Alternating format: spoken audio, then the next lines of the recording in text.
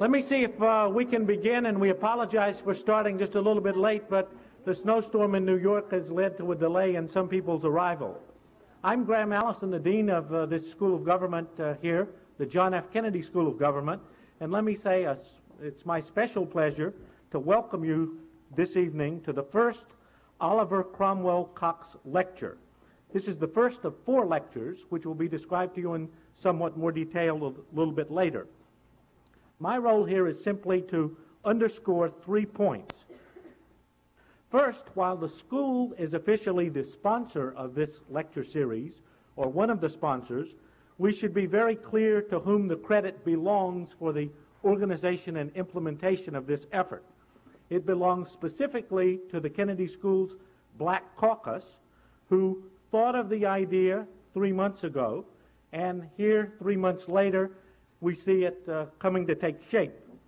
In fact, I think it's quite amazing in the life of a university like this one, at least the pace that most activity happens at this school, to see the progress from an idea to its implementation in such a short period, and especially on a topic as important as equality and race, the issue that is before us tonight. So at the outset, let me say on behalf of the school and the entire community a word of gratitude to the school's Black Caucus for their creativity in this initiative, which benefits us all. Specifically, the entrepreneurial determination of the Black Caucus and Donna Blackshear in particular is a persuasive example of the best practices of management that the school would hope to teach at work. So let me say a word of thanks on behalf of us all and suggest that we have a word of applause for Donna and her colleagues.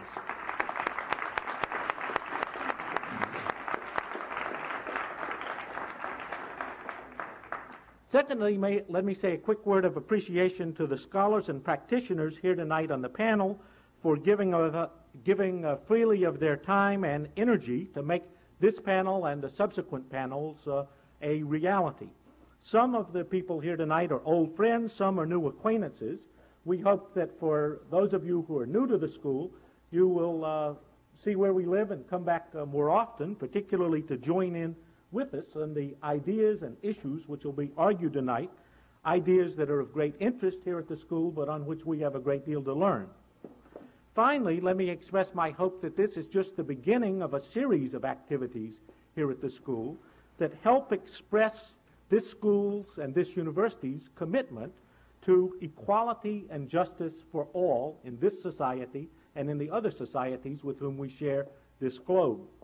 This activity tonight has been provided financial assistance by the school, by the Kennedy School Student Association, by Nancy Randolph and President Bach's office, by the Institute of Politics, the Forum, the Afro-American Studies Department, the Du Bois Institute, the Graduate School of Arts and Sciences, and I'm sure some other institutions which I have forgotten. But the seed money, which together with what's principally the energy of the group of people in the Black Caucus who've made this lecture series possible, is something for which we're most grateful. So it's therefore with great pleasure that I turn now to Donna Blackshear and other members of the Black Caucus who will introduce our panel.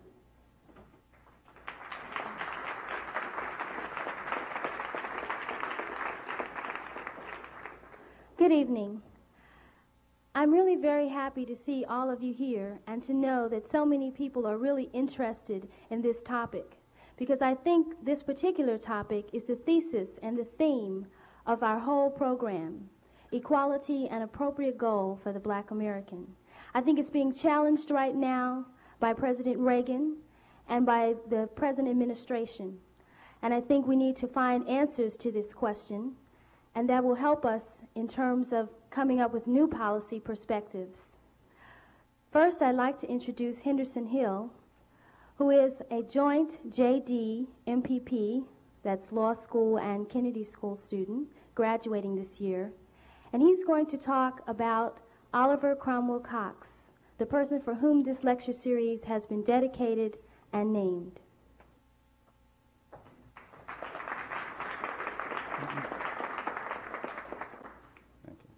The Black Caucus of the Kennedy School of Government takes great pride in presenting the first annual Oliver Cromwell Cox lecture series.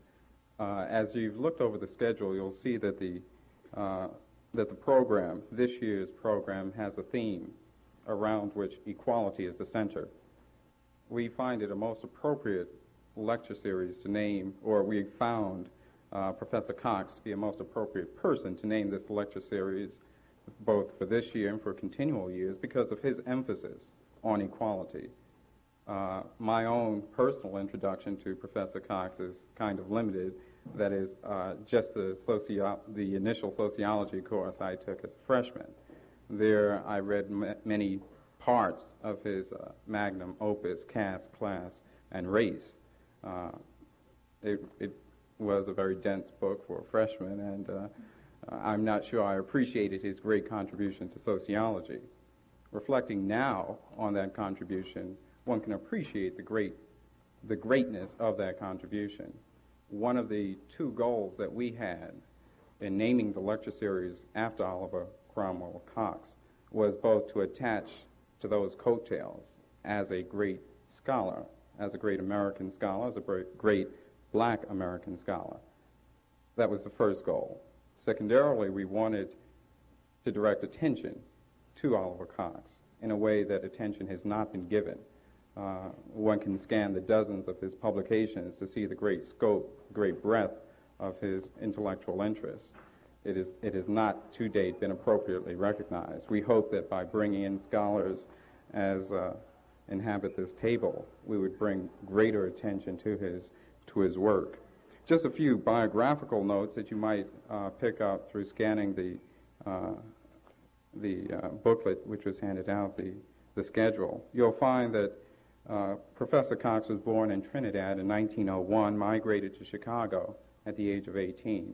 There he enrolled at Northwestern, where he obtained his B.S. He started out as an economist, obtained his M.A. degree in economics from the University of Chicago. In fact, he had as his initial plan to go on to the study of law. Unfortunately, he was struck by polio at a rather young age in 1929, which caused him to select what he thought would be a profession which would require less in the way of physical mobility. The field of sociology is forever in his debt for that decision. He went on to obtain a Ph.D. in sociology from the University of Chicago, and it's from that point on that his contributions to the field of sociology truly began. He continued to teach at black institutions for some obvious reasons. Those were the only places open to him to teach. He started off at Wiley College in Texas, went on to Tuskegee, on to Lincoln, and closed out his years at the non-black institution, Wayne State University in Detroit. As I mentioned before, his most widely appreciated book was Caste, Class, and Race, brought out in 1948. That marked him as an iconoclast in sociology. That marked him as a man who distanced himself from the conventional wisdom in sociology. There were many thinkers, sociological thinkers, American thinkers, who looked at race in America. It was an obvious problem. He took a different perspective as to the cause of racism in America. He looked beyond the initial level of racism, that is prejudice, bigotry, one's concepts of human interaction, and looked toward the cause as being economically related, as a very practical expression of capitalism, in fact, inherent in capitalism. And it was this thesis which caused much of his unpopularity. And what we would ask is that the activity that a lecture series like this might spur. It brings black scholars, contemporary black scholars, who in a field which is populated by several schools of thought, some still Keynesian, supply-side economics is now a growing field. They will quite often bring a different perspective even from those various schools. And as we are, as black students at the Kennedy School, are concerned that they not be inhibited by whatever intellectual perspective they bring to the discipline that they represent, we think it particularly appropriate to name the lecture series after a person who was attacked because of the intellectual perspective, his intellectual orientation to the study of sociology. That's why we particularly found it an appropriate occasion to give tribute to Oliver Cromwell Cox, and an appropriate title for this lecture series. We ask that you give full attention to the theme, equality and appropriate goal for black Americans. It will be discussed at length. These black scholars will have many perspectives, some not heard, and I'm sure the respondents will bring out contrary points, take them to task, and I'm confident that the lecture series this evening and as it continues for the rest of the month will provide intellectual stimulation. Thank you.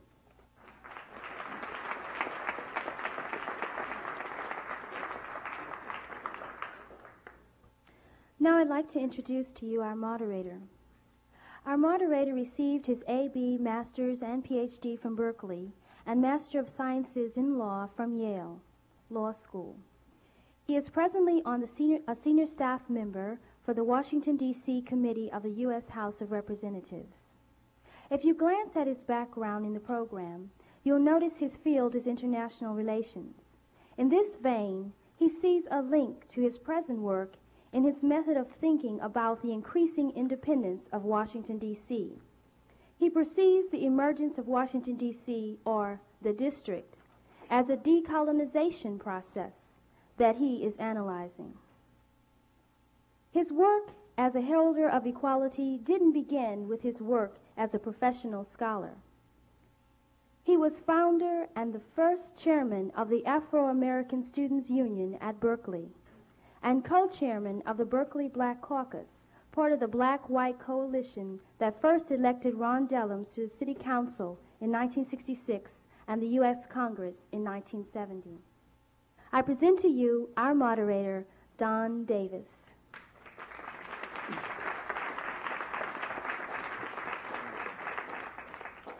Thank you very kindly. I'm indeed honored to have been asked to come here to participate in your program. I would like to extend my thanks in particular to the Dean of the Kennedy School, the administration, members of the faculty, and members of the Black Caucus of the Kennedy School of Government. I would like also to commend you for having given the name of Oliver Cromwell Cox to this lecture series. The late Oliver Cromwell Cox labored long in the vineyards of the social sciences with very little praise and recognition. And it's indeed a relief and a pleasure to see his name given to what I believe will become a most illustrious undertaking here at Harvard. As I looked over the panel,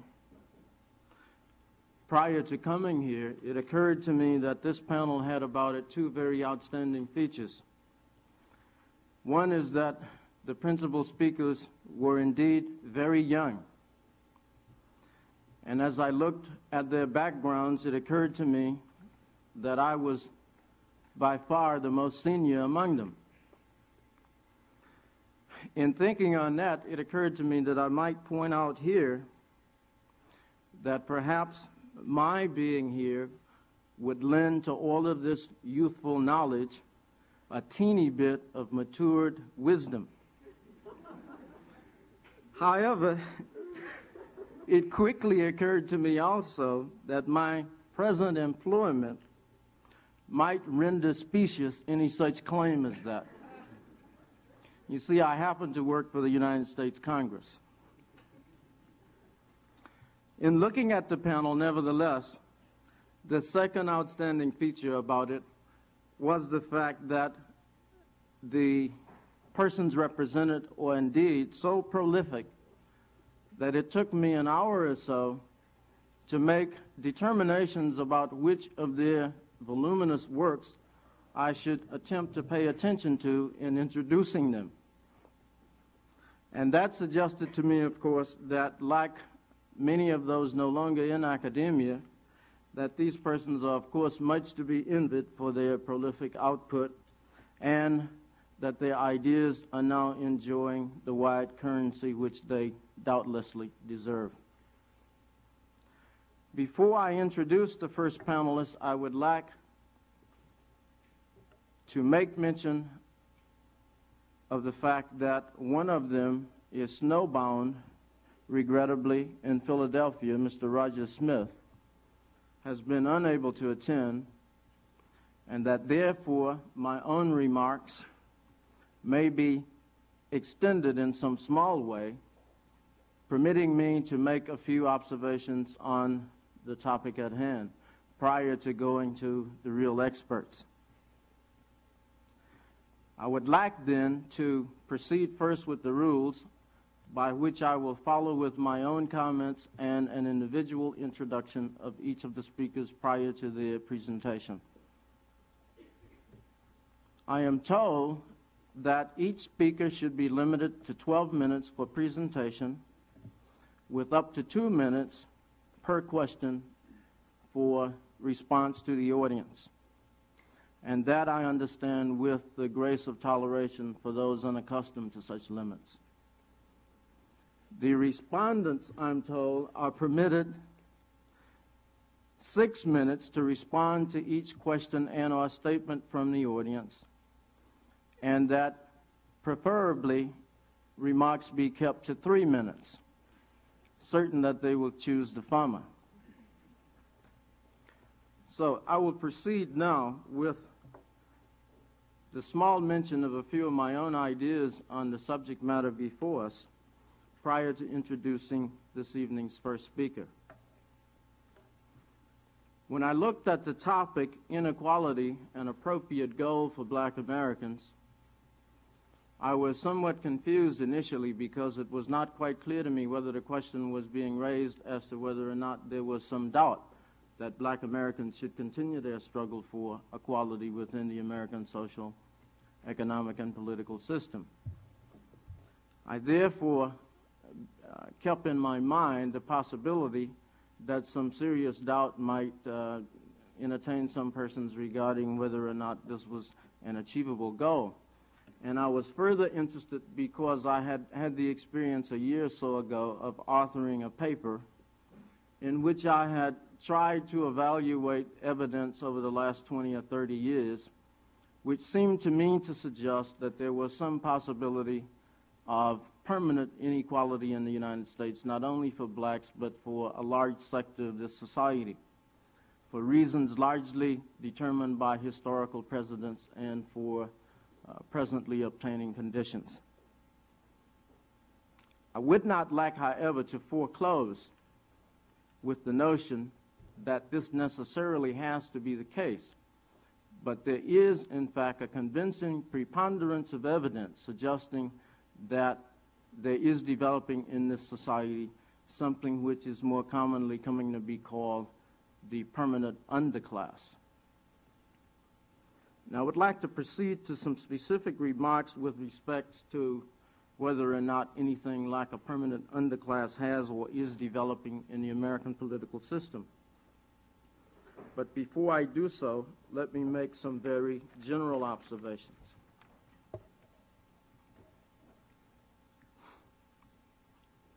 As I understand it, equality in the United States is something which has constituted an historical problem. From the very beginning, American society has known equality only as an ideal. And it's an interesting factor that this society, like others, or not unlike others, I should say, has spent the entirety of its social history in pursuit of and dealing with the dynamics of attaining the ideals set forth in its founding premises, which evolved principally from the notion of equality. As you know, initially, from the outset, only white males in America, and then too, only certain classes of those were regarded as being equal. Everyone else in American society occupied some varying degree of inferiority, with blacks, of course, occupying the very lowest status of all.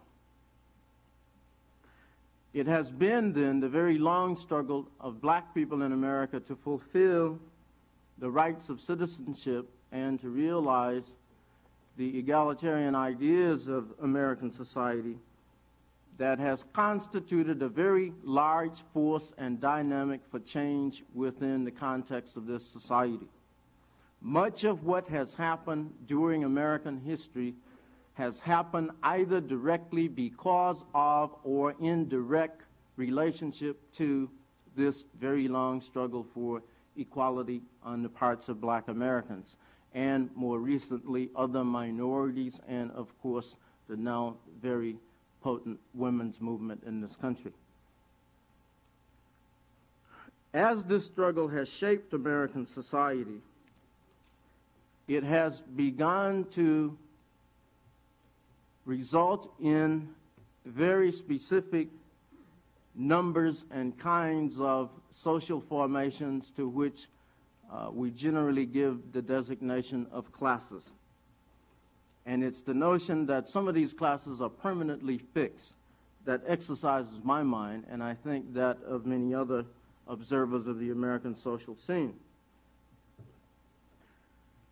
It appears to me that with respect to social objectives, there has been some measurable progress made over the course of American history.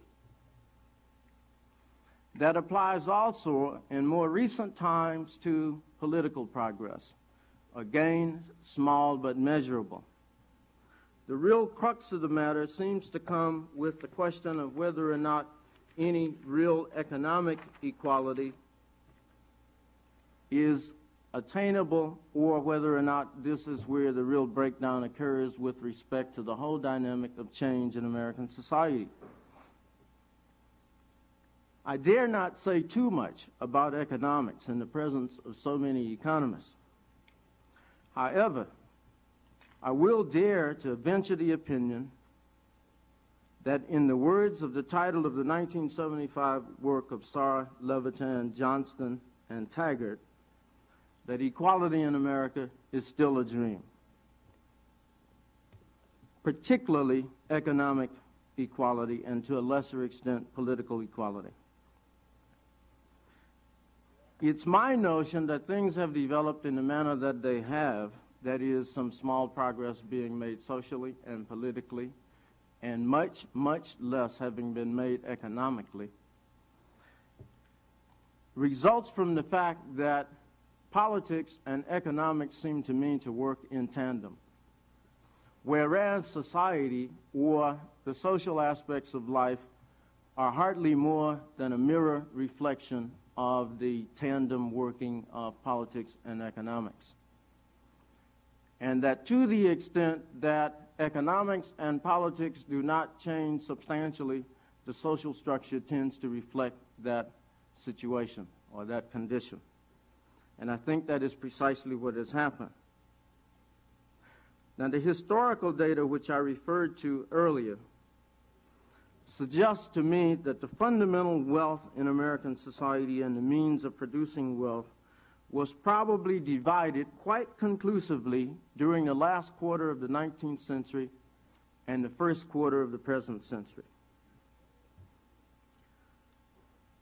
Those who were not part of this basic division of the wealth and the means of producing wealth in American society constitute today the greatest problem with respect to their entree into society on anything like an equal basis.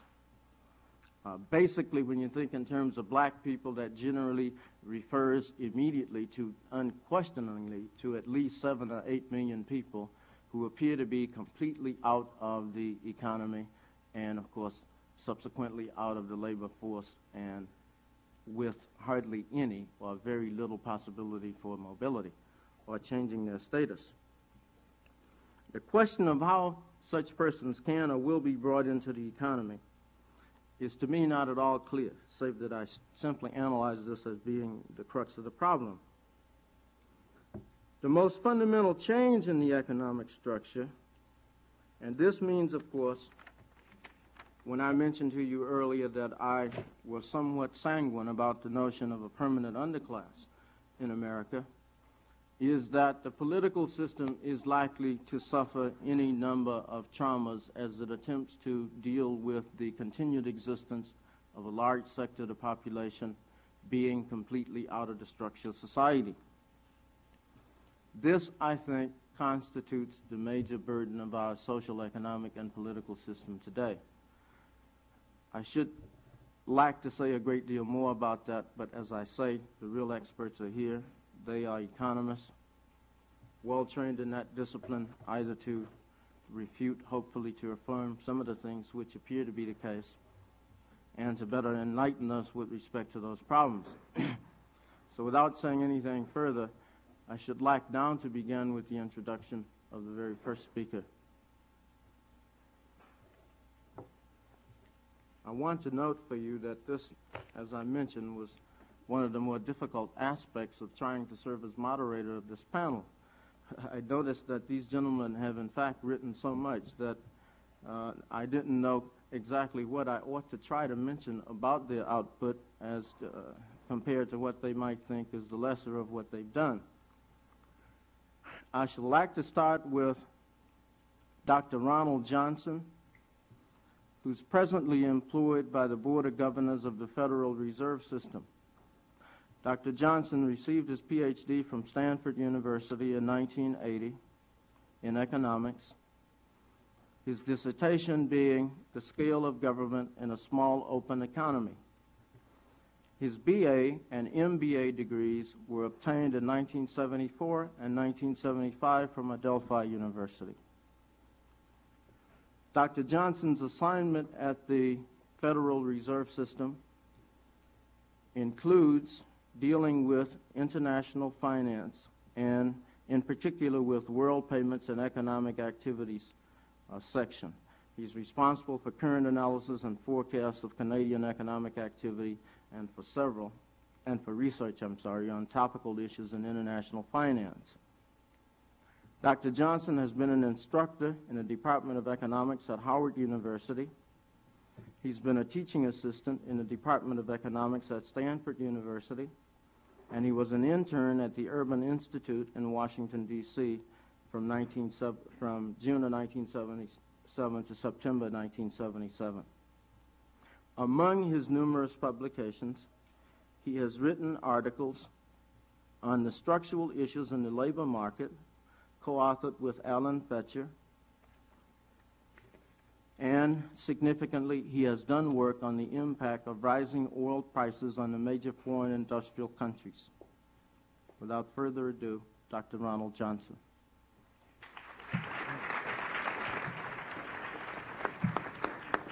Thank you, Don. In looking at the question, is equality an appropriate goal for Black Americans, or at least when I was asked about the panel, I realized that there is a prior question that must be asked. And that prior question is, or the prior question that must be asked and answered is one of whether it is possible for the American society to, as it's presently organized, to rid itself of all inequalities. Okay? Now, once that question is answered, we can then attempt to answer the question of whether blacks as a group can become more equal in America. A yes answer to the first question, a yes or no answer to the first question doesn't necessarily answer the second question, or doesn't give us an answer to the second question, but it does give us the parameters within which we can answer the second question. Okay.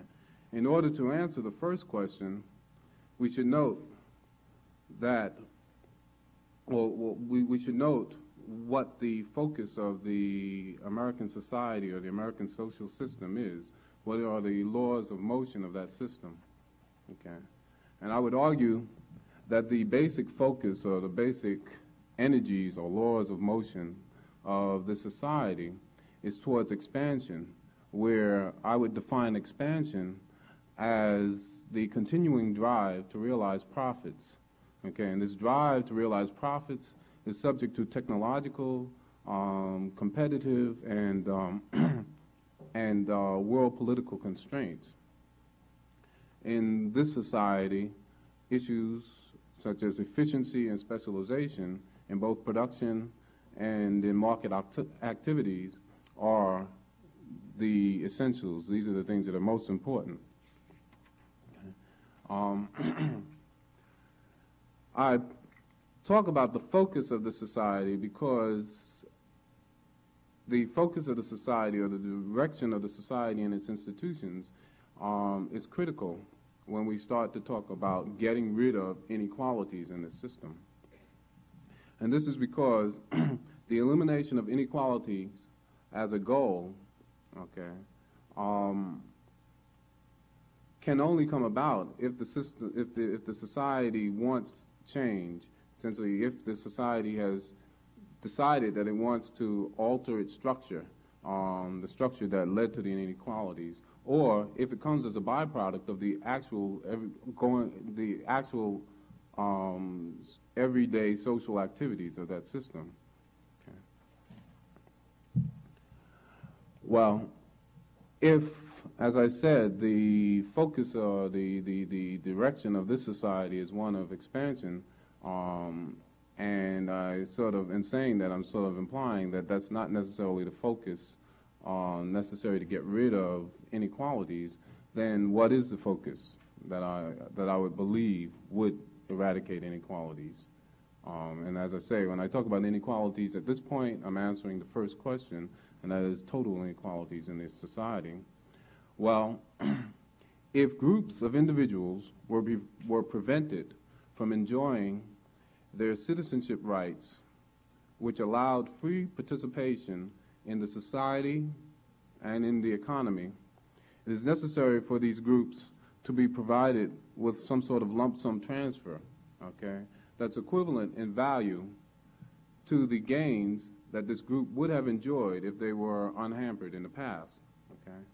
In addition, there must be actions taken by the society to ensure that the rights of these groups, okay, to participate in the society, okay, to participate in this society as equals, are not infringed upon in the future. Okay, if we look at how the American society treated the so-called freed slaves after the Civil War, we'd see that neither of these criteria were met.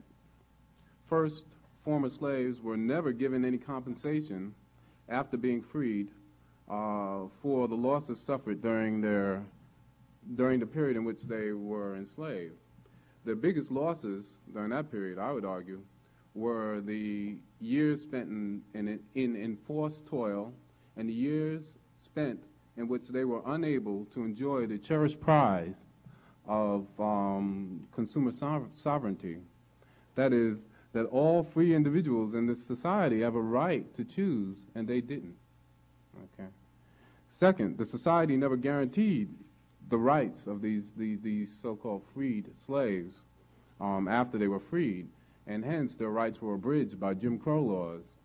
And it's in part due to the failure to, one, provide some sort of lump sum transfer, it could be pecuniary or non-pecuniary, and two, to guarantee the rights of these individuals, that these individuals found themselves foundering on a sea of tenant farming and debt peonage. Thus, to avoid this type of outcome, the society has to change its focus, and its focus would have to be geared towards one of redistribution, okay? Because only with a focus of redistributing both political, economic, and social wealth can the society ever hope to eradicate inequalities. The only attempts by the American society, or in America, of note towards redistribution, beside the wholesale induction of men of all races into the military during times of war, okay, came during the 1960s, when the government rapidly expanded spending on transfer and social welfare programs. But the main purpose of these programs were to provide built-in stabilizers for the economy.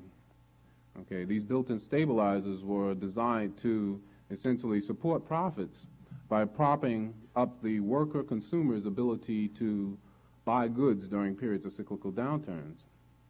The equality-creating mechanisms of these programs, of these transfers of social welfare programs, were usually ill-timed, they were usually poorly planned, and also poorly managed.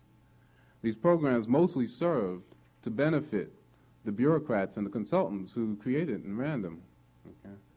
The failure of the society to change its focus towards redistribution in a serious way, okay, means that the eradication of all inequalities within the society is not likely to occur. This does not mean, however, that any particular group cannot become equal in this society. It just means that this is a society that's full of inequities. Okay? So now I can turn to addressing the question, the initial question, the question of whether blacks can become equal in the society, i.e., which is just the reinterpretation of is equality an appropriate goal for black Americans. And I would argue that in order to answer that question, one needs to place the word equality into its relevant social context. Okay? This must be done so that we might make some sense out of the question of equality for blacks in a society that, as I argued initially, perpetuates inequalities. Okay, the word equality in the context of the American social reality represents an element in the system of myths or ideologies of the society. Okay? These myths and social institutions serve as a veil or a filtering device through which our reality is transformed and, in fact, our reality is created. Okay? So when we look at nature, in fact, nature is a word that's created by man. We have a concept of nature, but in fact, we create nature, in a sense. The word equality, as part of the social myth, serves to disconnect the members of the society from one another. It does so by creating a role model. This role model is what sociologists call the middle class. Although most people long in America to be rich, they strive to become middle class. That is, they take on the values, attributes, aspirations, and activities of this quasi-amorphous group. For example, the American society calls itself, or has been called, or has been termed, the consumer society. But when I think of a consumer, I don't think of a person going to the store with food stamps, nor do I think of rich people going to the supermarket. You have a particular picture that comes to mind when you say the consumer society, when you say the consumer, and it's Donna Reed and her husband. Okay? The essence and importance of this role model is that it is an exclusive group that exists in opposition to a group that I will term the lower or underclass. This is because within the myth of our social reality, the middle class is already equal. You have to think about that. You know, we've created a role model, and we talk about becoming equal in the society, but that means that someone else is already equal. Okay? They're already equal, and the underclass seeks to be equal. So immediately, there are two groups, and there's immediately some confrontation that's developed. Okay? The rise of what we call, or what we call today, the middle class, took place after World War II. One important element in the expansion of the middle class was the formation of labor unions, okay, and their coming and growing power, okay. Another element of the rise of the middle class was also the rise of the corporate manager during that period. However, the middle class was only able to expand and prosper, i.e. to become equal, so to speak. They were only able to do this because they formed exclusive organizations which did not allow all of the members of the society to participate in these organizations. For example, ethnic groups in America were able to unionize and achieve better wages, working conditions, and benefits for themselves, as long as they could purposely exclude blacks and other minorities, okay? Hence, blacks wound up getting the minimum wage and being shunting off to labor in dying and or marginal sectors of the economy. And then we ask, well, why is it that we see that the black unemployment rate is twice that of whites? Well, I mean, we've been purposely excluded from the organizations that have guaranteed employment for whites, and hence we wind up in marginal sectors of the economy where we suffer longer spells, or certainly we suffer high turnover unemployment. It should be clear, therefore, that the middle class got equal and remains equal in a society of inequalities by forcing other groups to remain in a perpetual state of being unequal. Okay? This then suggests that if returning to and trying to answer the question, is equality an appropriate goal for black Americans, this then suggests that if blacks wish to become equal, okay, in this society, we will have to do so by grabbing one of the groups that are already equal and pulling them out of the box and stepping into their place, okay? Or what we're going to have to do is we're going to have to stand on the shoulders of the people who stand below us in the social totem pole and push them further down, okay? So we can either grab we can grab Donna Reed and her husband, or we can turn around and grab the boat people and step on them and take some of their crumbs, okay? And so if we choose to follow the road towards equality, essentially if we choose to stay within the realm of of ideology, okay, of social myth, okay, if we choose to do so, then black folks will have to get their brass knuckles and go out and find a group to beat up on in order to become more equal. I think so.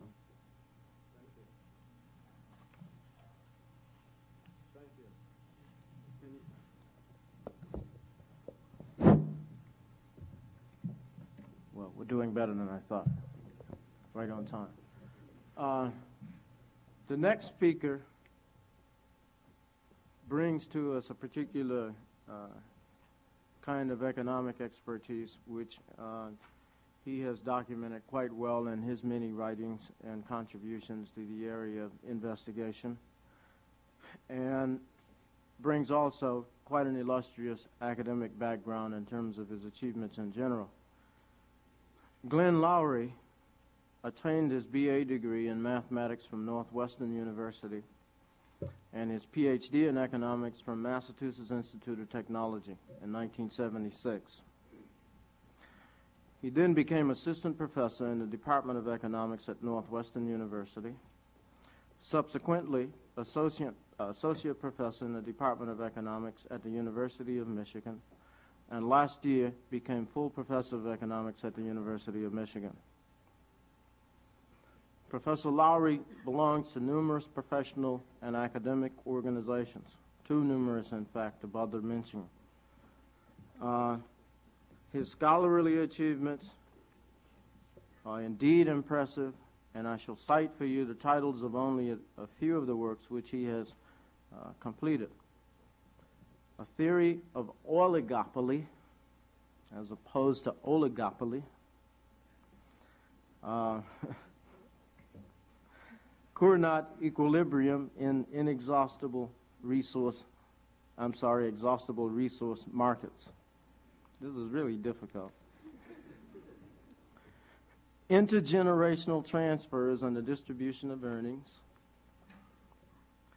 He has also done the minimum border length hypothesis does not explain the shape of black ghettos. I marked that one because I didn't think it explained it to me either. He includes also among his contributions strong research interest in the areas that deal with discrimination in mortgage lending and the impact of minimum wage laws on the distribution of income between blacks and whites. I thought that particularly interesting since we are dealing now with an administration which seems hell-bent on bringing about a sub-minimum wage for black youth in particular. Professor Lowry's interests extend much farther than I've indicated by mentioning those few titles, but hopefully gives you some idea of the nature of his interests and works. Professor Lowry. Thank you. It's not that I don't like applause, but we only have 12 minutes. I'd like to start by making a distinction that I think is important to the entire discussion here, and that distinction is between the question of equality in general, that is equality in general an appropriate goal, and equality as between groups in the society, that is equality for blacks an appropriate goal. I think it's important to distinguish these questions in spite of the fact that they are not, I think, completely distinct or without interconnection, because at a level of policy, that is, in discussing what it is that we might do, what laws might we pass, or political actions might we take, there is a great distance, I think, between the two questions. Let me just assert that there are no equal societies on this planet at this point in time. There never have been. There are differences in people, and more importantly, there are differences that people institute between themselves on the basis of privilege. I just assert that as a fact about the world. I don't defend it. I don't apologize for it. I acknowledge it. Now, if we ask, is equality an appropriate goal for black Americans, my first blush answer is, of course, yes. Why not superiority? So I don't think that question is well posed, but there's another question that is suggested, and that is the equality of black Americans an appropriate goal for anybody else? That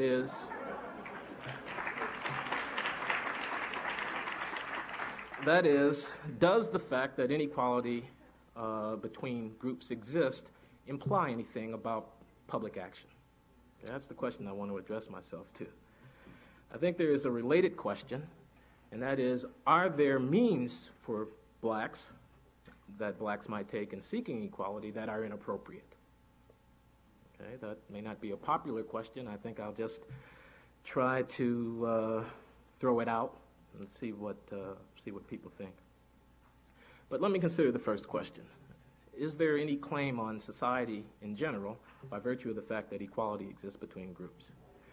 In answering that question, I think it's important to make another distinction, and that's the distinction between equality of procedures and equality of outcomes. Okay, this is classic by now. It's a philosophical question that has gotten some attention.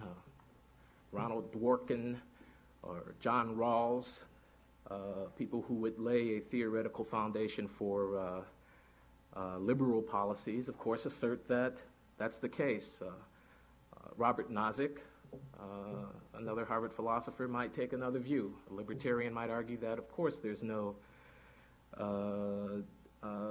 extension of the need to seek equality beyond having achieved equality of procedure. But I think it's a tricky distinction. I think it's a distinction much more easily made in theory than fact, because, of course, procedures, the way in which people treat each other, the kind of contracts that are allowed, the actions of political entities are not completely observable. We don't always see every act that's taken and know for sure whether it's good or bad according to equality of procedure. And outcomes are. So that the existence and persistence of distinct outcomes as between groups is prima facie evidence of inequality in procedure and calls our attention, suggests to us that some action might be necessary. So we have a clear principled distinction between equality in procedure and outcome, but a difficult practical matter of inferring from what we observe whether or not either, I should say the first, that is whether or not equality of procedure has actually obtained. Now, historically, this has been a moot distinction for blacks. That is, it's evident from history that there has not been equality of procedure. And as a consequence of that fact of history, there is inequality of outcome. I understand this historical fact as suggesting that inequality of outcome between the groups today might have a claim on public attention, by virtue of the fact that it's grounded in historically unequal procedures. Okay? The links between current outcomes and past practices are evident about us. Society is not modularized into sets of generations that sit side by side in time and that don't interact with each other. The failure for blacks to own any substantial assets in this country, corporate equities, productive capital, is in part a consequence of the fact that men and women of genius were not able to convert that, men and women of energy were not able to convert that into an accumulated wealth that could earn for their offspring. Families and communities are extant social structures that communicate across generations outcomes in one period, at one point in time, into outcomes in the next. So I feel, and I think one can demonstrate to the satisfaction of meticulous philosophical scholars, that a notion of justice can be fashioned which does suggest that differences in outcomes, as between blacks and whites today, lays claim on the attention of a society whose basic principles are equality of procedure. That I understand to be the intellectual foundation for affirmative action policies. That is, resources, scarce resources like slots in law schools and medical schools, are legitimately channeled on the basis of racial criteria in light of the fact that access to those resources has historically been denied, and that historical denial has implications for the future. I consider, for example, the inveighing that we see about us against quotas and busing to be a red herring. I don't think there's any difference, really, between spending $4,000 in plane tickets to send recruiters around the country to find so-called qualified blacks, and taking that $4,000 and putting another chair in front of the professor so that the marginal white applicant could go to school. If we spend the $4,000 to look for blacks, then we are, in fact, trading off access of someone for someone else. So there's no way of getting around it. We can talk ourselves around it. We can politicize ourselves about it. But ultimately, I believe, the tenets of justice upon which this society is founded and toward which it imperfectly strives dictate that differences between groups today claim public attention and has action taken on the basis of that claim. Now, I think that observation has some implications. One I've already noted, that to say that quotas are bad and ability is good is not a clean statement. There's meaning in it, of course, but it's not a clean break. The other implication that I think is important is that, particularly in the current environment where we hear the phrase women, minorities, and other disadvantaged groups, it's useful to note that if the justification for state intervention on behalf of a group disadvantaged today is history, then different histories necessarily lead to different structures, different policies, and different justifications as between groups. There is not a general set of principles upon which I think we at once rationalize affirmative action for women, affirmative action for blacks, affirmative action for gays, affirmative action for elderly, affirmative action for the handicapped. There is rather a realization that differences in outcomes, substantive differences in outcomes that are clear and large, bring a prima facie case for investigation, and that the history that has generated those outcomes then suggests to us remedies that might be taken. Those remedies have separately to be fashioned in each and every case, I think. Now, let me try to move on, since there is but a short time here, to the second question. And that is, are there inappropriate means by which equality might be pursued? I think the answer to that question is yes, but the sense of appropriateness that I mean there is different from the sense of appropriateness that I used in the earlier discussion. Appropriate can be a pragmatic term, that is it a good thing to take this action, as opposed to a normative term, that is, ought an action be taken? I think there are actions that blacks might take to seek equality that are not wise actions to take within the context of the political reality in which we find ourselves. Pragmatism of this kind isn't popular, especially in one's university years, but I find it necessary as time goes on in sorting out the world. Let me try to justify this a bit. History notwithstanding, I believe that the principle that people be treated procedurally equally is the first principle, is a prior principle to the principle that equal outcomes be achieved. And I think that that principle, while it's important to everyone in a free society, is most important to blacks and others of like circumstance. The reason is that as everyone knows in recent months, political fashions shift. You can be in today and out tomorrow. It can be popular to march and support your cause today and very unpopular to support your cause tomorrow. History is replete with this lesson. We ignore it only at our peril. Thus, establishing principles that are widely shared by all members of a society becomes of fundamental importance to those people who might be likely to find themselves out at some point in time. So it's for that reason that I think procedural principles must take priority in whatever the intellectual framework is that buttresses political action of blacks in this country. There is another sense in which I think that doing anything in order to achieve equality might be a risky and not appropriate action. And that is that there is a danger, I think, of people, of black people, of the underclass of which we've talked,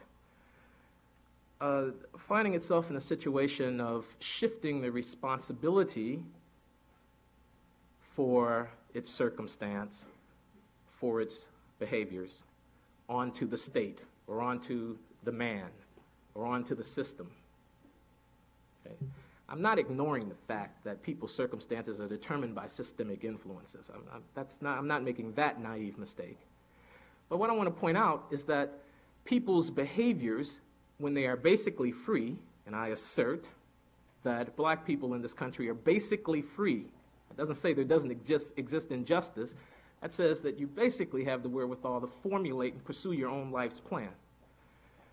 There is, therefore, an importance in recognizing the potentials of that freedom. Now, again, there are many examples of oppression. Okay? I think that the experience of blacks in the American society constitute one such example. I think it's also easily demonstrated that it's not the leading or most outstanding example of that oppression, but I'm not interested in making that comparison. The point I want to make is that the existence of oppression is a fact of life. The existence of racism is a fact of life. I see no trend suggesting that racism in American society will go away. Therefore, pragmatic action suggests formulating plans in light of those facts. Okay? And the doing of that requires a sense of individuality, a sense of command over the events that affect your life. Now, to assert that systemic influences necessarily condemn me to poverty in a circumstance where you're basically free, that is, basically free to go out and do something, not basically free to be protected from all possible negative things. People are going to swindle you, people are not going to like you, and they won't like you to live next door to them. Okay? But basically free to pursue your life's plan. To abdicate that responsibility is a kind of existential escape from freedom, a kind of bad faith. Okay? And I would just like to close, since I'm sure my time is up, by observing that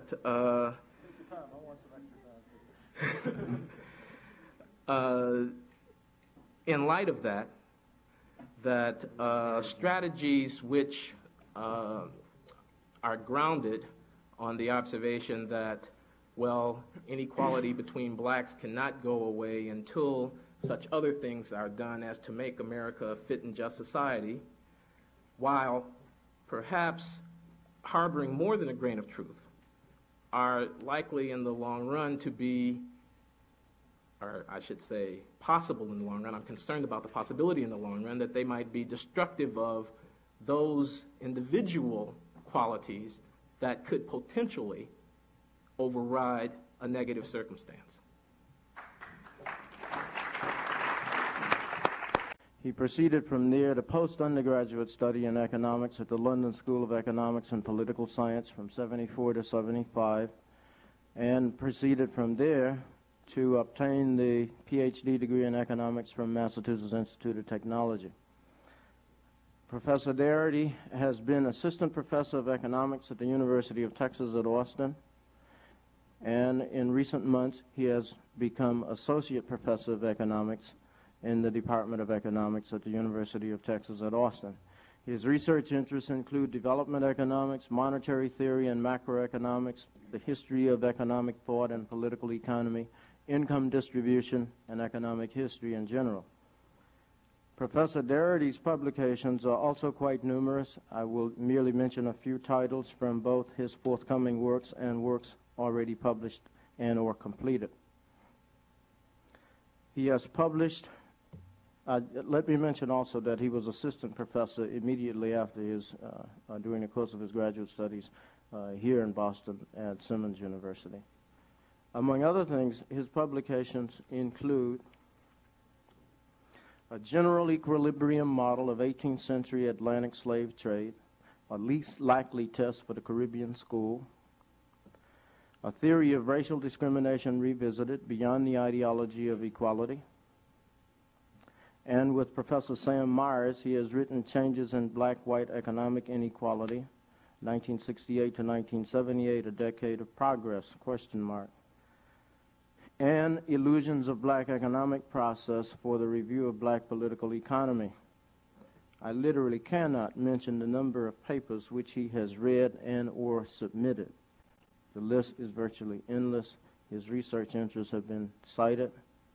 I note that he has an interest also in his pursuing studies related to the Libyan economy, post-Keynesian economics, distribution of growth, and equality in general. Professor William Darity, Jr.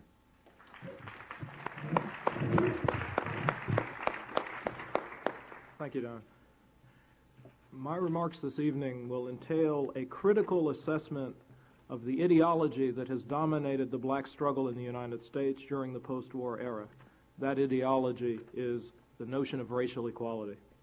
The ideology of racial equality goes hand in hand with the ascent of the civil rights movement or equal citizens' rights movement. A central objective that emerges from this ideological perspective is what I'd like to call the Jackie Robinson principle. Now, this principle asserts that blacks should enter every sphere of American life from which we have been excluded historically. It directs us as blacks to cheer whenever we see a black enter a field that was formerly the exclusive domain of whites. A black presence in a previously white environment becomes a cause célèbre. White sympathizers are encouraged to cheer as well. Now, the initial focus of racial equality as a goal was attainment of equality in the political legal sphere, that phase of the civil rights movement that pursued voting rights, open access to public accommodations, and school desegregation. But now some prominent blacks, like Benjamin Hooks, Elias Blake, and Andrew Young, can be heard saying that that phase of the civil rights movement has been essentially a success. And now the movement must hunt down what is, in their view, bigger game: economic rights or equality in income. Therefore, I will limit my remarks to this specific item on the racial equality agenda for the 1980s. There are at least two interpretations of economic income equality. The first is a notion that Glenn referred to as equality of outcomes or results. This suggests that the mean and variance of black incomes should become equal with the mean and variance of white incomes, or in some way we should get the black income distribution to mimic the white income distribution. Now, it is possible to do this by moving the white profile of achievement or accomplishment downward toward the black profile of accomplishment or achievement, but no one has advanced this seriously as a prospect except for Ron this evening in suggesting that we pull Donna Reed and her husband downward. The second possible interpretation of equality of income is equality of opportunity, or what Glenn refers to as equality of procedures. That is to say, everyone should face the same rules of the game. In this sense, we would want the typical black to face the same life chances as the typical white. On average, there would be no racial differences in options to make money or to pursue whatever other goals one individual desires in life. Now, these two interpretations of income equality are not identical. Equal opportunity may well imply unequal outcomes, even if we assume that there are no racial differences in ability, because there could be racial differences in career preferences under a regime of equal life chances. If we limit equal life chances to marketplace chances, pre-market factors leading to racial differences in ability to perform could compound the prospects for having a divergence between a condition of equal opportunity and equal outcomes. And I think this is the essence of much of Glenn's own research. Now, the converse of this conclusion is to achieve equal outcomes may require unequal opportunity. That is, you might need to treat blacks like handicapped golfers, giving us a little extra help to keep us in the game. Now, in either case, proponents of racial economic equality typically have one of these two interpretations in mind. And concretely, this means that having more black corporate managers, lawyers, doctors, economists, factory workers, truckers, etc., means we move closer to the day when people can argue that race is no longer a factor in economic life. The measure of success for the black struggle thus becomes increased black representation in income occupation categories from which blacks have been absent in the past. True visionaries of equality of results dream of 11 to 12% of all corporate managers being black, distributed across all ranks in like proportion, or 11 to 12% of all firms in Fortune's 500 would be black-owned, and they would possess 11 to 12% of the corporate profits. Visionaries of equality of opportunity believe any black MBA would have just as good a chance as a white MBA of comparable motivation and training to become a corporate board member. Any black businessman in a regime of equal opportunity would have the same access to credit, to markets, the same chance to compete as any white businessman. Now, what I want to do this evening is call into question racial equality as a goal in the first place, not sort out what's the best way to get from here to there. For in the words of Derek Bell, what appears to be the remedy actually might be the repression. Now, to give this topic a substantive treatment in a short period of time, I need to chart a framework for analysis of the condition of blacks in the United States.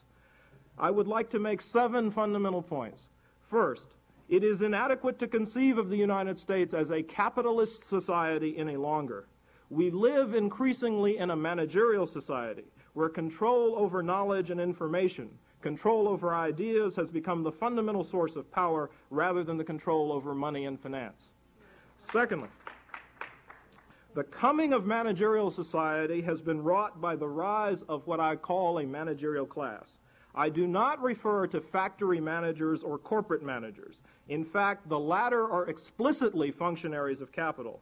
I refer primarily to the social managers, the manufacturers or producers of public policy, whose vehicle for autonomous action, autonomous from direct control of capital, has been the government. To be close to home on this point, it is interesting that the Harvard Business School trains both private and public sector managers. And in the post-war era, the United States government has become the domain of social scientists and engineers. And when I refer to a class, I do not refer to it in the Weberian sense of income or occupational categories, but by the functional position of the group in the process of social reproduction. Third, the rise to power of the managerial class does not mean by any means that capital has vanished. It survives as a strong survival. Thus, we have 3 great social classes in modern society: the managerial class, the capitalist class, and the working class. And from the perspectives of the managers, both capital and the working class must be managed or contained for the general social good. Social welfare functions and idealizations of pluralist democracy epitomize managerial thinking on conflict containment.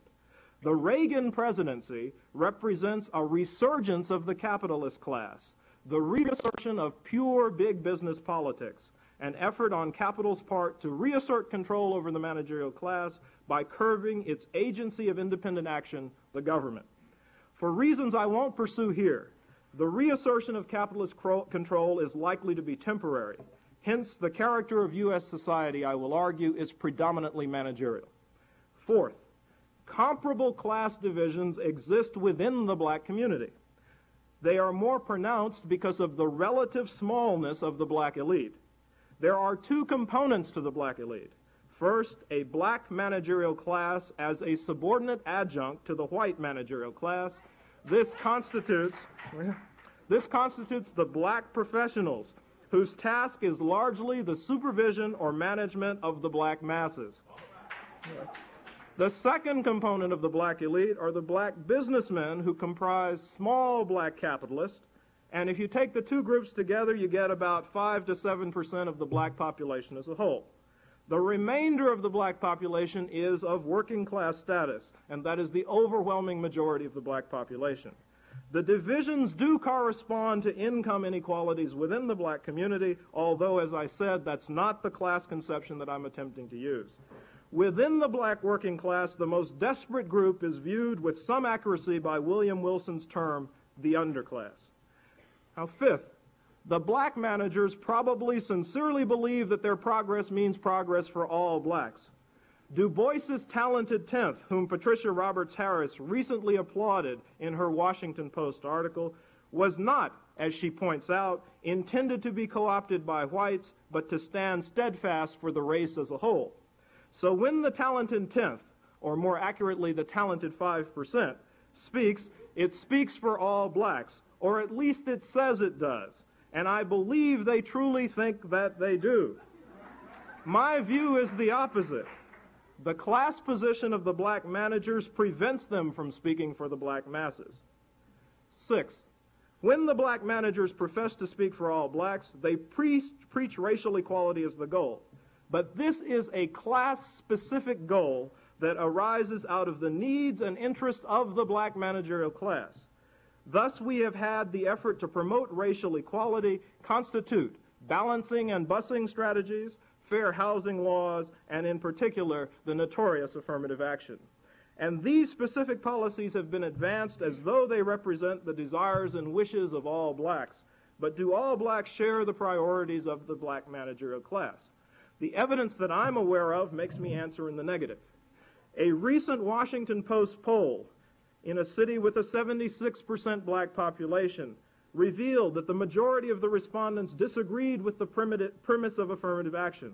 Lower income blacks afforded the strongest opposition to giving blacks special treatment to compensate for past discrimination. Lower income blacks also registered the most opposition to white entry in predominantly black neighborhoods. Some subjective evidence that working class blacks have come to see their enemies as all who are situated in dominant positions, whether white or black, was offered in the following remarks by Reverend A. Knighton Stanley, pastor of the People's Congregational Church in D.C., where he said, "These are very dangerous times. The brothers on the street are mad at all of us. The 14th Street gang will not leave any of us untouched, regardless of color. The elite brothers will try to join with the whites, but whites will never give them the distinction." Historically, the primary concern of the black working class has been family life and quality education.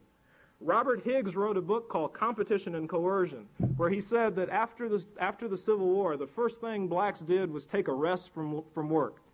Okay? In fact, if we look at Herbert Gutman's research on the period, he reveals that the first thing that blacks went about doing was reforming their families, and that was the first priority. In the 1960s, there was a massive grassroots effort in D.C. to bring quality education into the schools. A group that petitioned Congress, and the effort was destroyed not by the Ku Klux Klan, but by white and black social managers.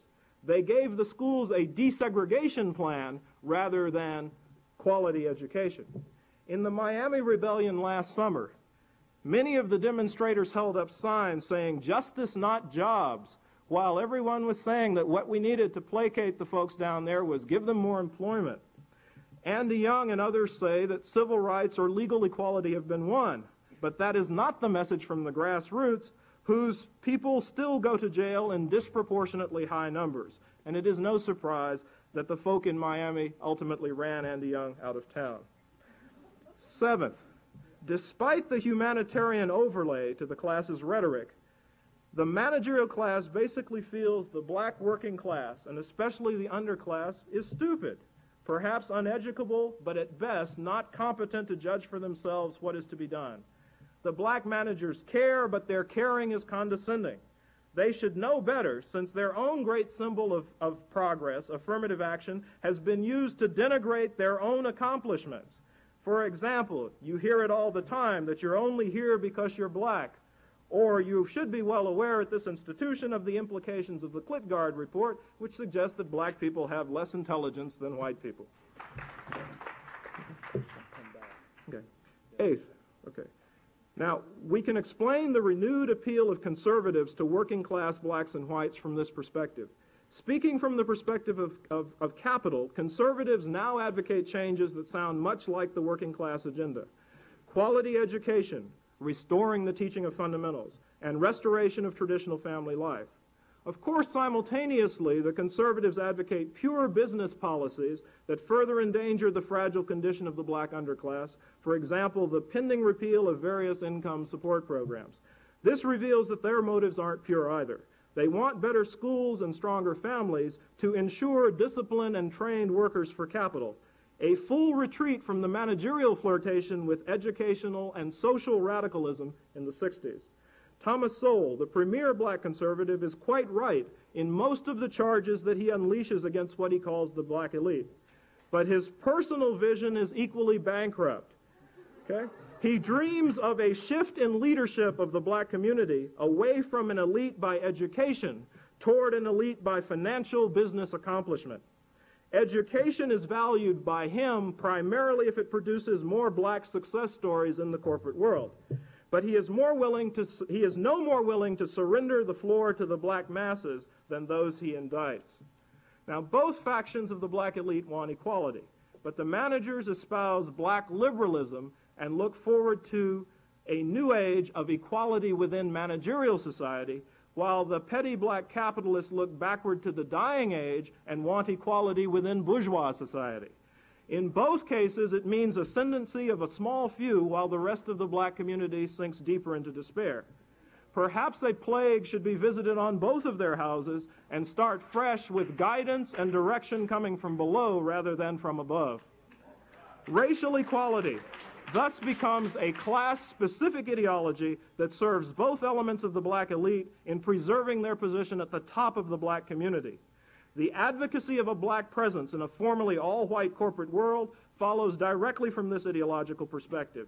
The tragedy in all of this is that it is at best a pretense that these advances propel all blacks forward. They do not. Racial equality has been a slogan attached to programs for development of the black elite, creating more middle-class blacks in the vernacular, and not a program for the advance of the black masses. Neither the managerial path nor the bourgeois path appears to represent the dominant sentiments of the black working class. Only that class can define the valid content of the black struggle. And the last things I want to say are the following. Let me finish, okay? Because nobody else is going to say these things. Okay. The managerial path idealizes the attainment of an ostensibly pure meritocracy, social hierarchy based upon selection by the sheer ability of individuals or individual quality. The contradiction they're confronted with in promoting affirmative action is that they're stuck with a selection process that suggests that they're inferior from the outset. To challenge the idealization of a meritocracy is to challenge the ideological thrust of managerial society, to challenge its tendency to sort people between desirables and undesirables. After all, for some to have merit, others must not. Some must remain outside salvation, and they will not be among the chosen few, they will reside among the unelect. The bourgeois path idealizes attainment of a pure wealth hierarchy, social hierarchy based on possession of money. But for some to be capitalist, others must be unable to become capitalist, and they too must remain outside salvation. Now, the dangers are deep if we stay on this course, pursuing the dream of being equal racially within societies based in a fundamental way upon inequality in power between classes. Unless the black elite can subordinate itself to the will of the black masses, I fear we will have open class warfare within the black community. The black working class eventually will shove the black elite aside. As class distance widens, the ominous day draws closer.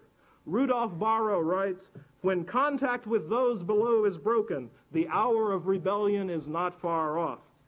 The further promotion of strategies that develop the black elite only hastens that hour. Will we be able to avoid an imminent black holocaust? The central problem is one that I can't answer. But we can recognize that the class position of blacks who have been dubbed leaders has created or promoted this critical problem. Their class interests have prevented them from criticizing their own actions. Black scholars like E. Franklin Frazier and Oliver Cox, after whom this lecture series is named, warned us about all of this years ago, and we have to start to listen.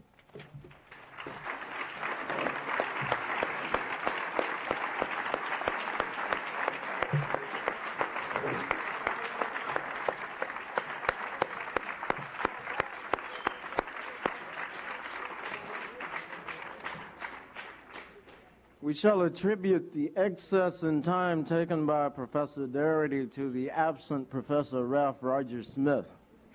I'm sure he will appreciate the comments you made and its reception. Seated to my left are the two respondents for the panel who, no less distinguished and achieved in their respective fields, are prepared to respond, and I may have omitted in passing on the rules that they have 6 minutes in which to do so to the statements made by the panelists, and that the panelists will in turn have 3 minutes for rebuttal to their response. The panelists seated to my, the respondents, seated to my far left are Professor Michael Piori of the Massachusetts Institute of Technology, Department of Economics, and to my immediate left, Professor Harvey Mansfield, Jr. from Harvard University's Department of Government. Someone wishing me well didn't bother to lay their credentials before me in their entirety. So without further ado, let us begin with Professor Piori.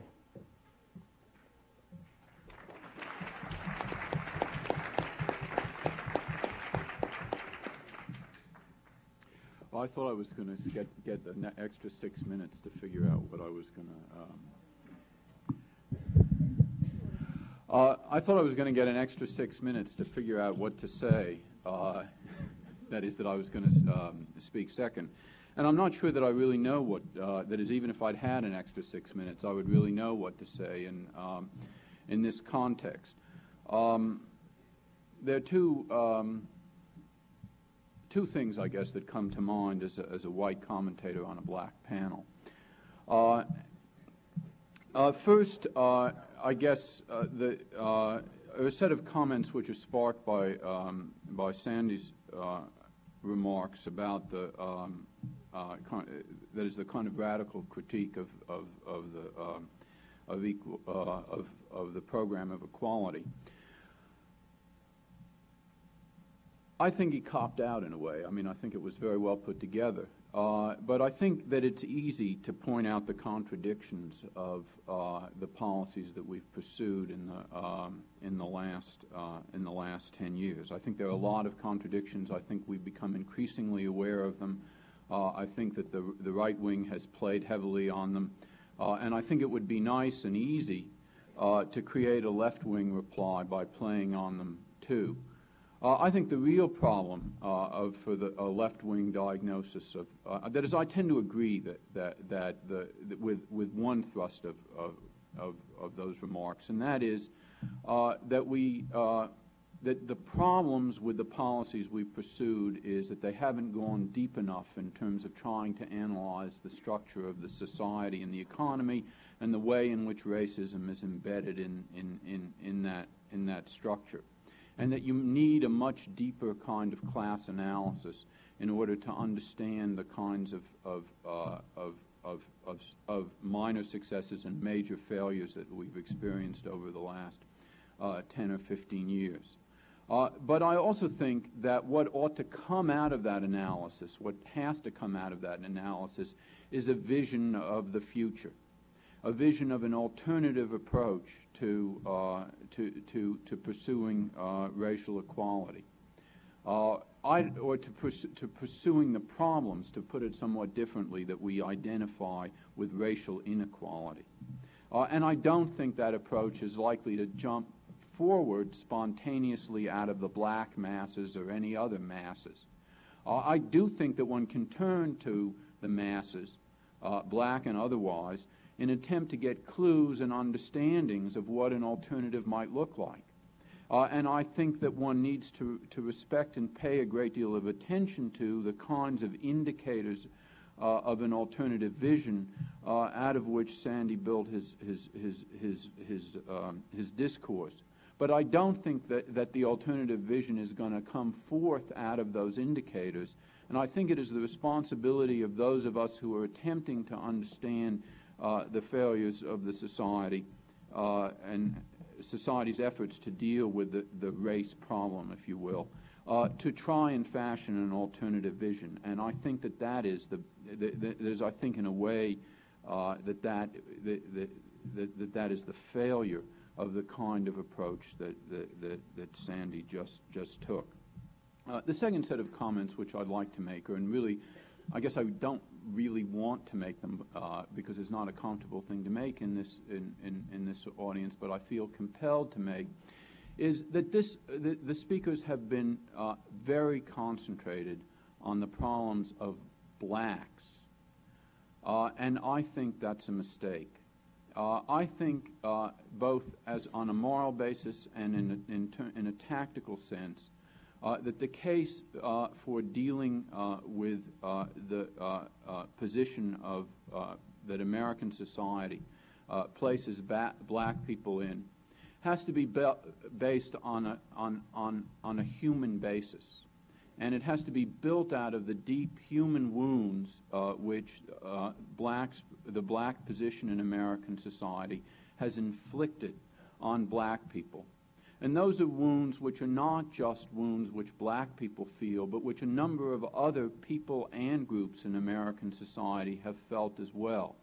And while I do think those groups have different histories, as Glenn pointed out, and that the kinds of policies which deal with them may have to be very different from the kinds of policies that deal with the wounds that the society has inflicted on black people, that nonetheless it's very important to recognize that what we are dealing with here are human problems, and that the problems are and that those human problems are shared by many people in American society.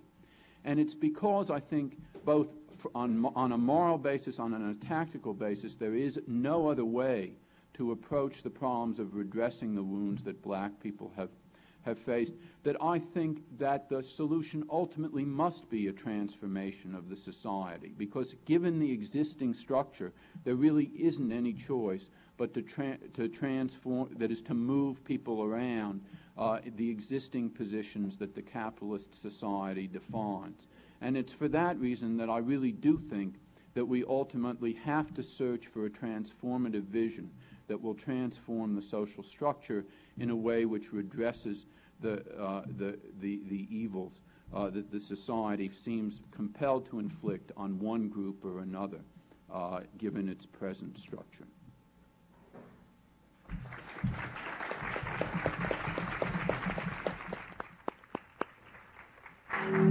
Thank you. Professor Harvey Mansfield of the Harvard University Department of Government.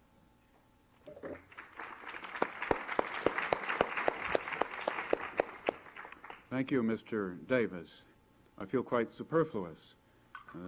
It seemed to me that our principal speakers spoke with sufficient difference of opinion and vigor of expression to make anything I say beside the point. Nonetheless, I'll use my 6 minutes to ask two questions of them. The first one begins with an observation about equality. Equality doesn't seem to be a reasonable goal by itself. If all we wanted were equality, we could satisfy that with a society in which everyone was equally destitute, equally sick, equally weak, equally stupid, and equally vicious. When we say equality, we mean equality in something good. What is this good? What equality should we be seeking for? Equally rich, equally healthy, equally powerful, equally wise, or equally virtuous? So that's my first question. What do you put together with equality? Which of these 5 things is the most important to be equal in? That is, rich, healthy, powerful, wise, or virtuous, or possibly some 6th thing. A related question to our economists. A question which, in a way, goes beyond equality. This is a panel about equality as a goal for black Americans. That reminds us of America, of our common life, in which both whites and blacks share. When we share in a common life, we can do 2 things. We can take from it, and we can give to it. Let's look at the second. What can blacks give to our common life in America? What can they contribute? What is it that blacks are good at? As an individual or as a group? My question then is, what do blacks want to contribute to America? What would be lacking if you weren't here? The question which Professor Lowry asks as a joke, I put seriously.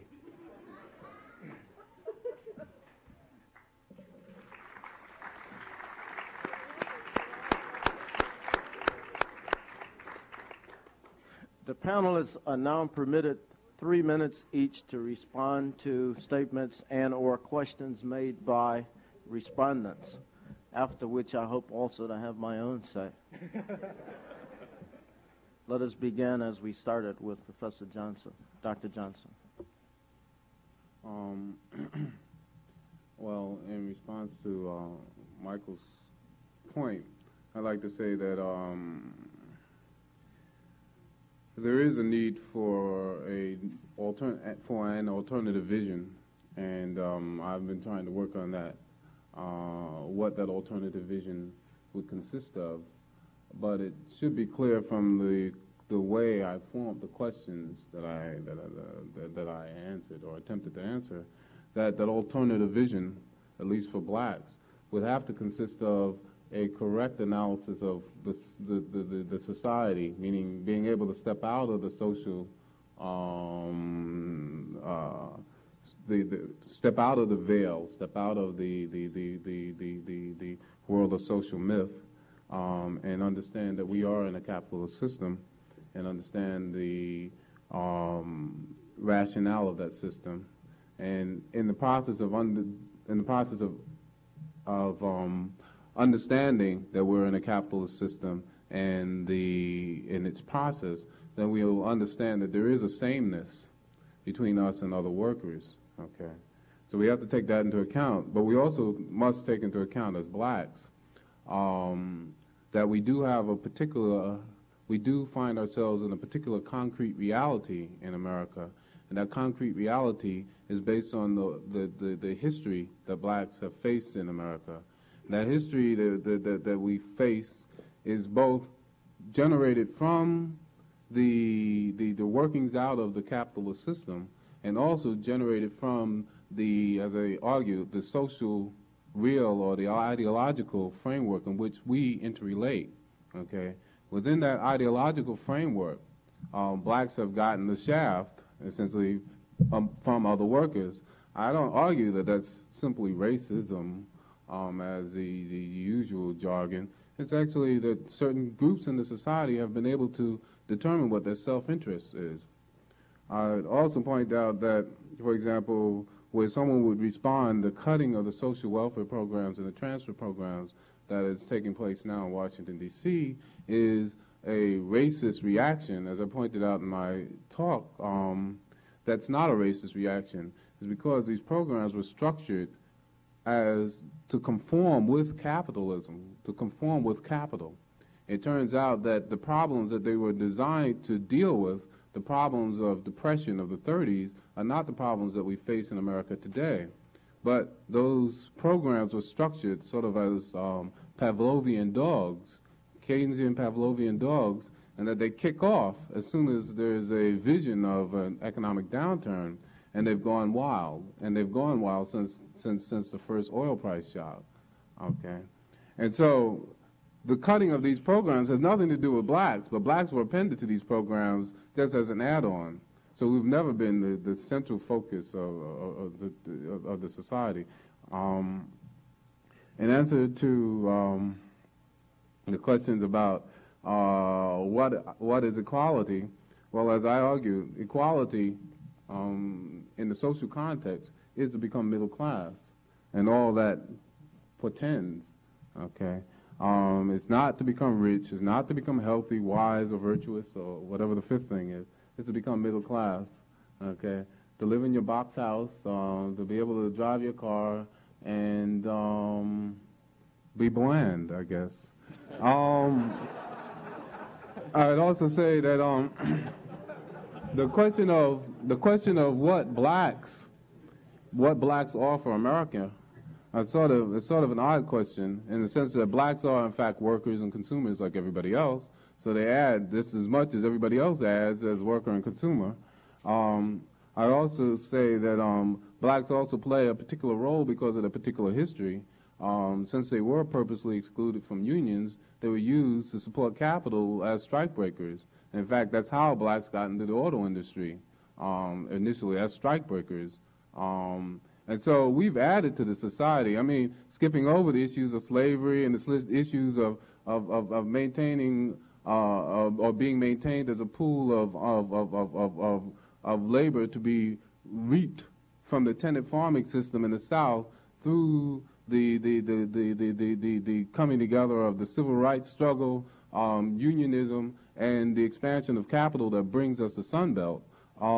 Blacks have a lot to give to America. A lot of it, as I said, as I started out, is the same as all other workers. A lot of it is based on our particular historical, forces that bring us to the position that we're in now.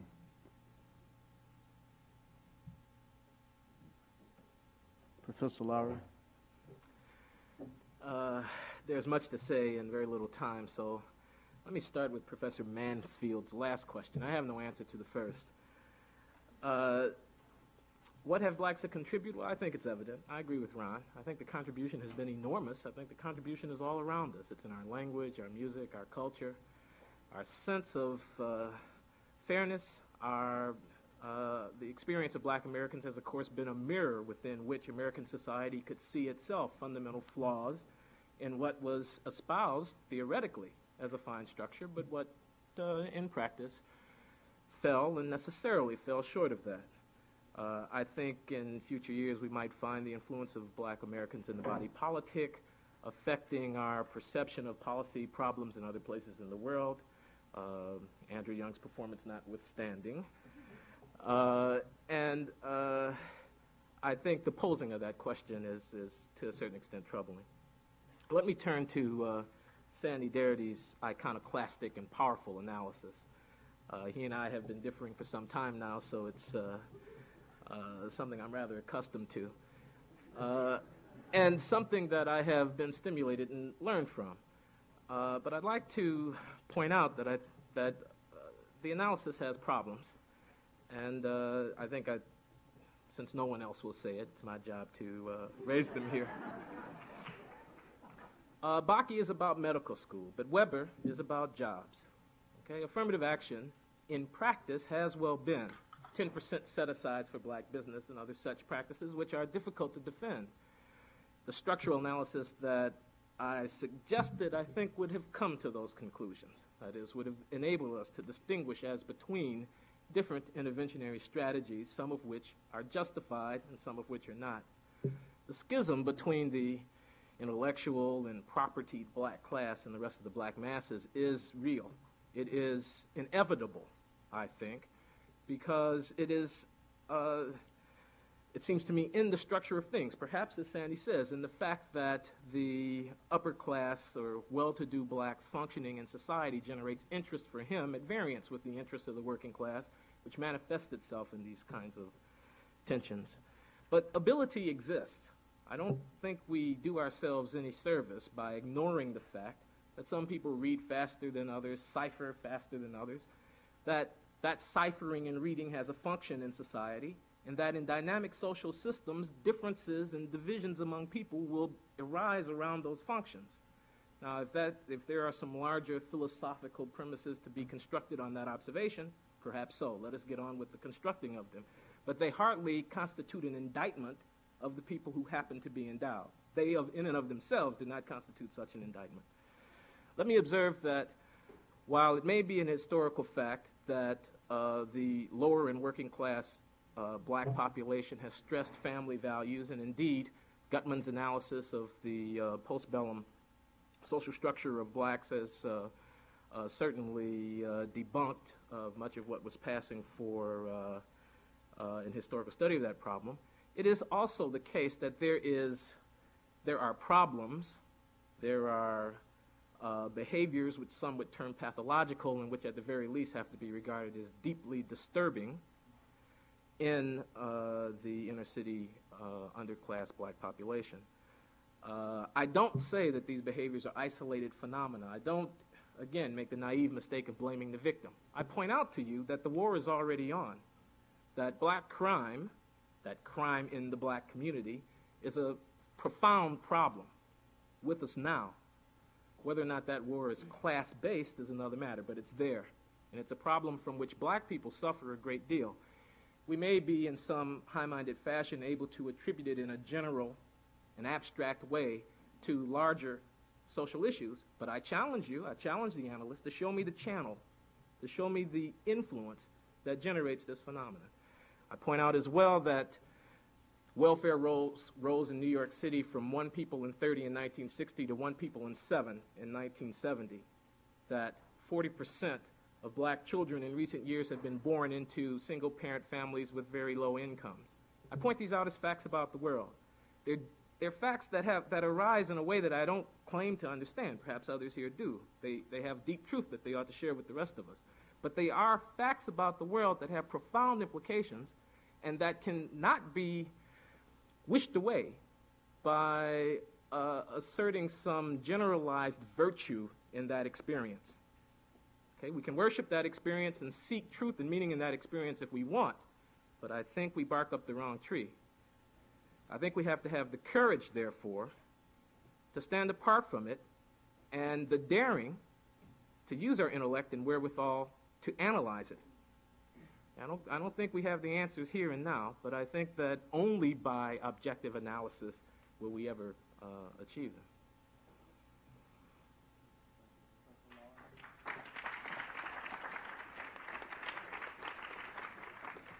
Professor Darity, 3 minutes. First, Mike Piori's remarks. Mike says that the vision of the new world won't jump forward spontaneously from the working class, and that those of us who are not of the working class have an obligation or responsibility to translate the working class's desires.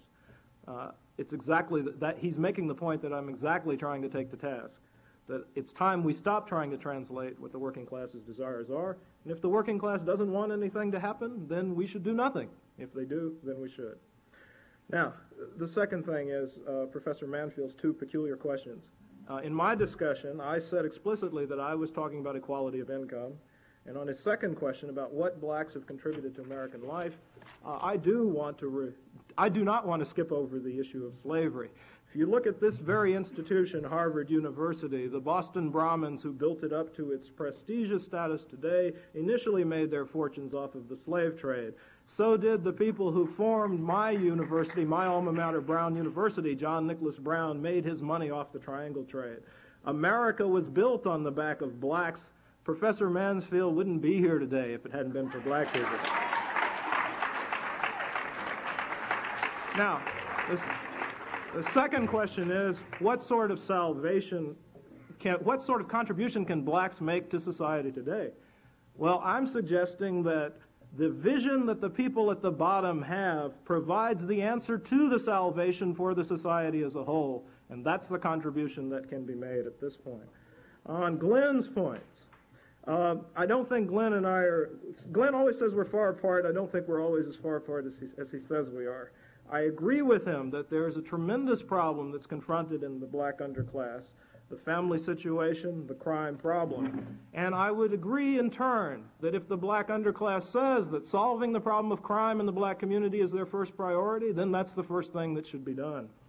If the underclass is concerned about their family structure, which I suspect they are from the evidence that I tried to point to, then that is something we should work on.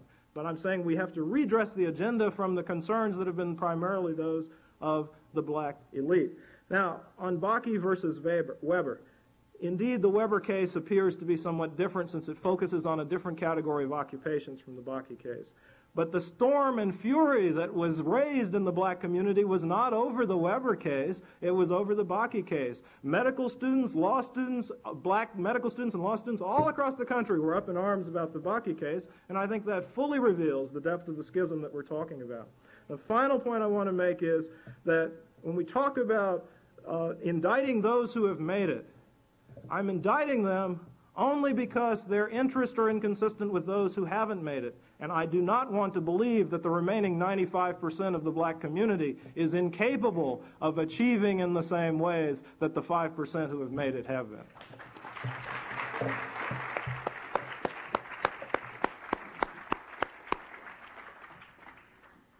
The rule for questions from the audience prior to my own brief comments shall be that the questioner should state his or her name, place, and position, since records are being kept and persons would like to know how this meeting went and to whom its imminent success will be due.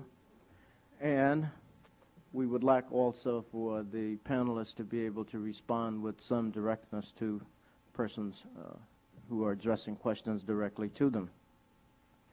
My own comments very briefly, and again I'm borrowing from the time of the absent Ralph Rogers Smith. I too would like to start initially with a short response to Professor Mansfield's last question. It would appear to me that aside from several hundred years of free and very cheap labor, that what blacks have contributed to American society, which is something I perhaps did not make very clear when I spoke initially, is that the presence of blacks in this society have in fact determined the very character of American society. And in particular, as regards public policy, you cannot separate the black struggle from any progress that this society has made towards differentiating between right and wrong. You know, prior to the civil rights struggles of the recent 50s and 60s, American policy did not reflect anything like a positive value determination based on the will to try and do what is basically right. It is really the legacy of the movement led by Martin Luther King in this society to help this society to be able to determine the difference between right and wrong. And I think that's a great contribution. And you know, this really is not so new. The 19th century Pan-Africanist Edward Wilmot Blyton wrote before the turn of the century that the greatest contribution likely to be made by the African to the Western world was the quality of value and spirit and a personality with the ability to be humane. And it was his conclusion, because it was his determination that the Western world was so entrapped with and mesmerized by its devotion to technology that it would ignore completely its spiritual development. And it was the African whom Blyden predicted would bring that force into the Western world. And I say, look at the struggle of black people in this country, and you will see that we have, in fact, been the conscience of the nation. The other thing is that, aside from the country standing a good chance of having had its ideals be lost completely without the presence of blacks, the other thing is that the presence of blacks in this society, facing, as they did for several hundred years, formal proscriptions against their movement and against their mobility in the society, resulted in the lumping of black people at the very bottom of the society for lack of any significant differentiation in terms of social mobility. And it really is there that the problem is rooted. I say again, perhaps I was not clear from the outset. Sandy has spoke directly to the point. The problem is really not so much how many persons can we get into law schools and medical schools. The problem is what can we do about 7 to 8 million people who are not in the economy at all. That is the problem.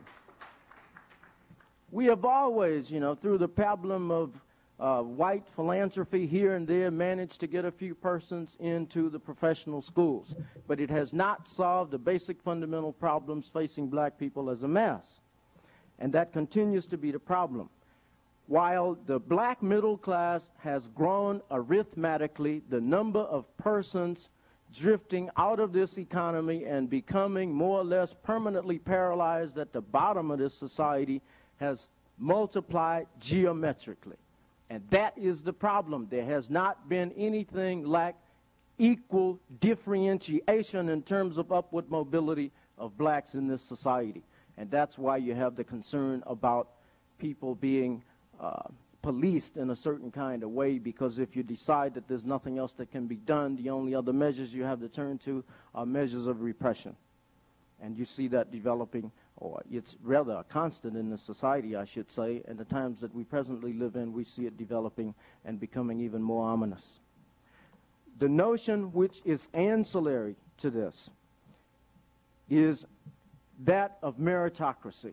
And for the last several years now, it has gained greater and greater currency and is given more and more attention on a daily basis. The time is certain to come, because it has been willed by the powers that be, that it really should not matter whether one is black, brown, red, or yellow. What really ought to make the difference whether you can enter the Harvard or Yale Law School or medical school is whether or not one attains a certain degree of excellence in terms of scholastic achievement. And that is a very sinister notion, because it is an ahistorical notion. It does not take into account or take any regards for the manner in which things came to be as they are. And any kind of an ahistorical solution is plainly no solution at all with respect to the kinds of problems that have to be solved if equality is to remain anything like a realistic notion. And I would add to that, again, ancillary, the business of attaining equality might have turned out quite differently during the last 30 years had not the middle-class black leadership of the civil rights struggles of the 50s and 60s determined that the first problem that had to be solved was the problem of social inequality. The reason being is economic, and perhaps I will be affirmed or refuted. I would like to be one or the other, to know. But it appears that what happened with respect to the civil rights movement is that the movement for social equality ignored completely the crying necessity to address economic problems. And here's the catch. The economic question was ignored at a time when the American economy was still growing. And it is possible to imagine that there was still room for black inclusion in the American economy without the situation being a sum-zero game. But when you look at an economy which during the last quarter of the Carter presidency grew only 1.4%, you are looking at an economy that presents you with a sum-zero game in terms of anybody's equal entree. And that's another problem because, as one Princeton professor pointed out recently, black folk are going to be kept out under these circumstances because white people are simply not going to exchange their places of privilege to have blacks occupy them. And it's really that simple. In other words, it's being viewed as exactly what it is in a stunted economy, and that is it's my place for your place, or stay where you are, and we will rationalize it, and one of the rationalizations is meritocracy. I shall stop there. You are permitted to ask 2 questions, as I understand it, and a brief response, just 1 minute to our panelists. Well, you can talk. Ralph Rogers Smith. I'm sorry. My second question was not heard correctly. My second question was not what have blacks contributed to America, but what would they want to contribute to America?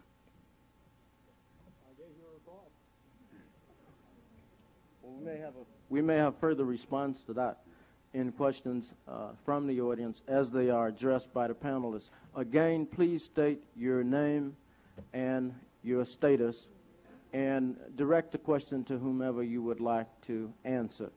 I will try and recognize you and field the questions for the panelists. Right here in the front row. As loud as you can, please. Betty Woody, and I'm currently, Betty Woody, and I'm currently a fellow at the Du Bois Institute writing a book.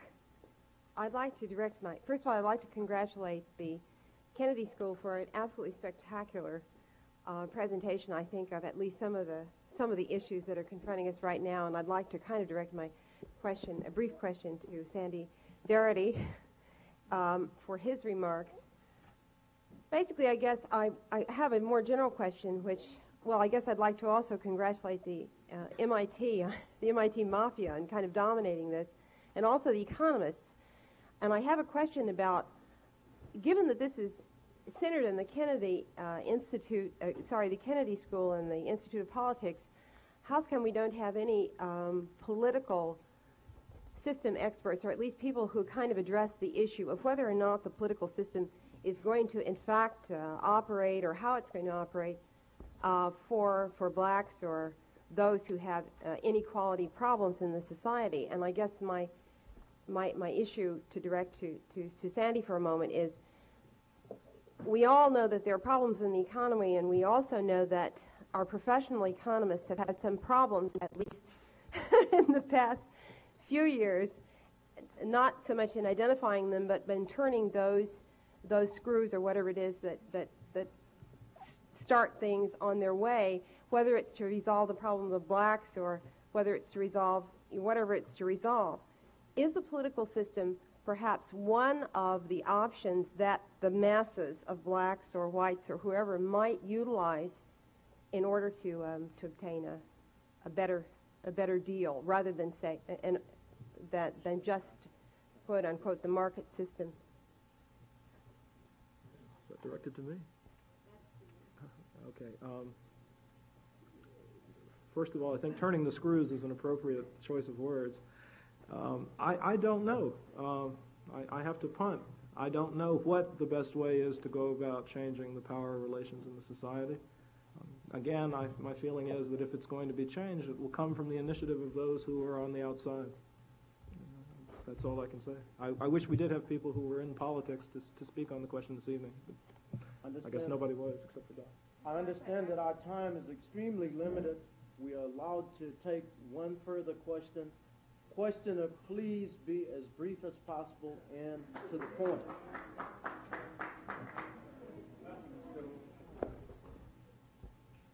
Please stand and state your name and status, please. My name is Carlton Holland. I'm a doctorate student in the School of Education in Administrative Planning and Social Policy.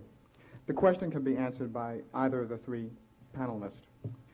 Given that we live in a society where the name of the game seems to be you get as much as you can, and when you can't, you give less, how does one educate the blacks elite, the 5% about which Professor Darity spoke, so that they will help those 95% who do not have? How does one do that?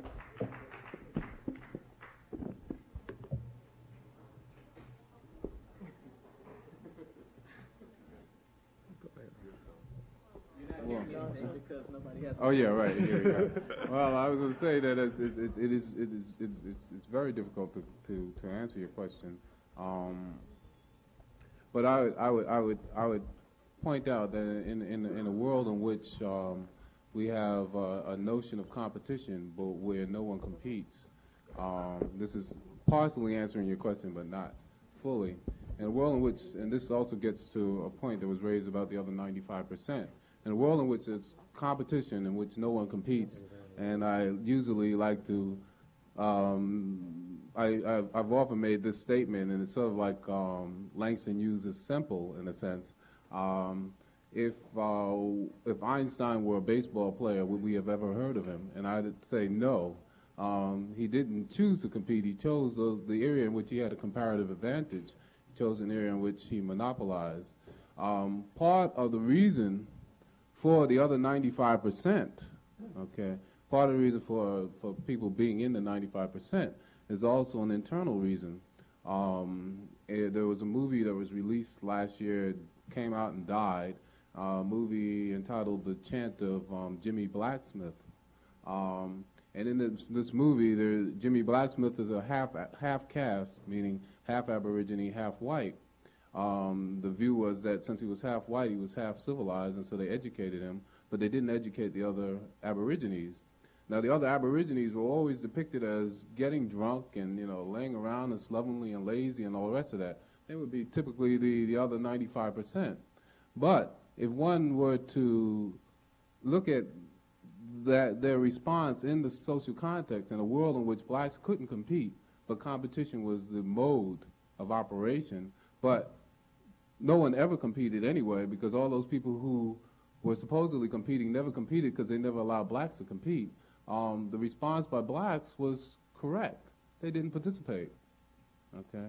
And so what I'm trying to say is that it's not necessary for the 5%, okay, to, once again, the 5% to explain anything to folks. It may be, as Sandy points out, important for the 5% that can perceive and can conceptualize to look at the responses of these folks and see where these responses are correct.